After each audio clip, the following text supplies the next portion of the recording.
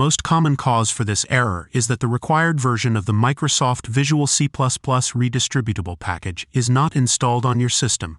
Many programs depend on these libraries to function, and without them, the program will fail to start. Here are some solutions for this error.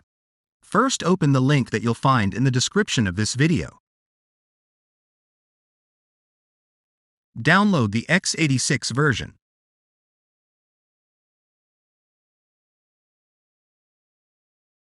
Now download the x64 version.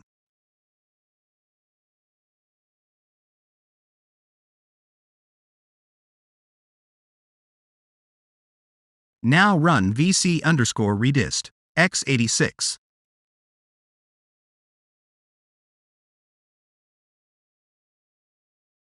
Accept the terms and then press install.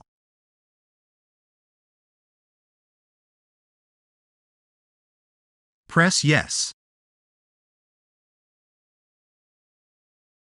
Close the installer. Now run vc_redist x64. Accept the terms and then press install.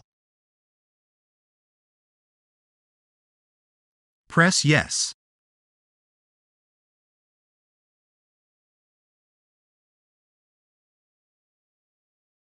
Close the installer.